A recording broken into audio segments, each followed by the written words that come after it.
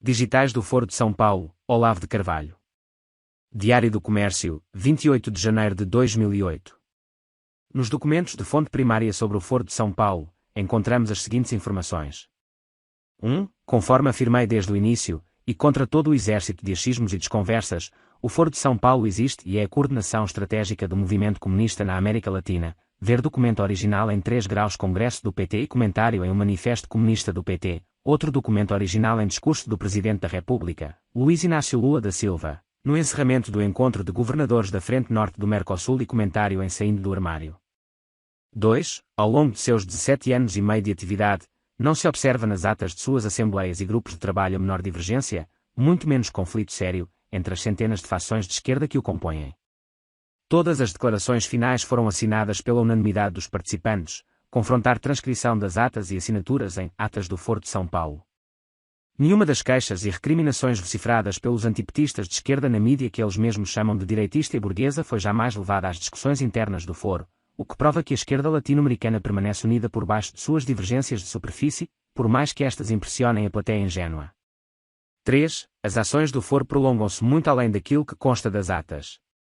Segundo confissão explícita do Sr. Presidente da República, os encontros da entidade são ocasião de conversações secretas que resultam em decisões estratégicas de grande alcance, como, por exemplo, a articulação internacional que consolidou o poder de Hugo Chávez na Venezuela. Ver o documento oficial em Discurso do Presidente da República, Luiz Inácio Lula da Silva, no ato político de celebração aos 15 anos do Foro de São Paulo e comentário em Lula, réu confesso. Estas decisões e sua implementação prática subentendem uma unidade estratégica e tática ainda mais efetiva do que aquela que transparece nas atas. 4. Segundo as Farc, a criação desse mecanismo coordenador salvou da extinção o movimento comunista latino-americano e foi diretamente responsável pela ascensão dos partidos de esquerda ao poder em várias nações do continente.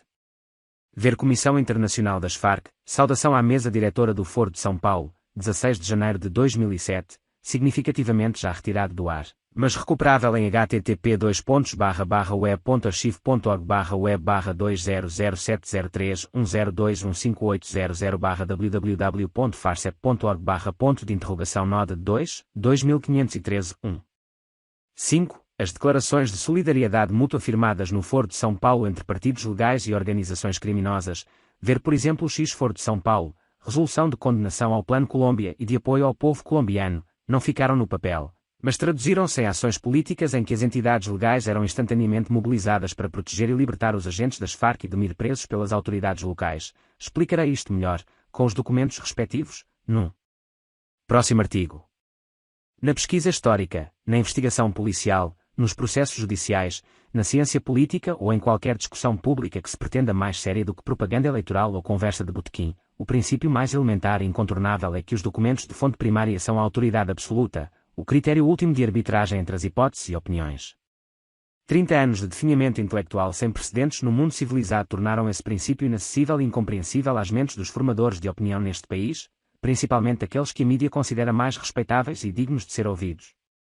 A ideia mesma de prova, sem a qual não existe justiça, nem ciência, nem honestidade, nem muito menos a possibilidade da ação racionalmente conduzida, desapareceu do horizonte de consciência desses indivíduos, que se rebaixaram assim à condição de criancinhas mentirosas, apegadas a sonsos jogos de palavras para fazer desaparecer por mágica os fatos que as desagradam ou que por outro motivo qualquer desejam ocultar. Não digo apenas que se tornaram desonestos, abdicaram por completo da capacidade de distinguir o honesto do desonesto, o certo do errado, o verdadeiro do falso.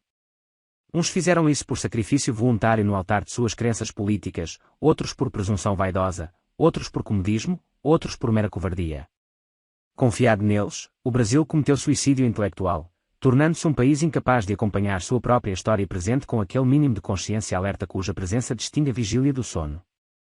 Jamais, na história da mídia mundial, tantos traíram ao mesmo tempo sua missão de investigar e informar.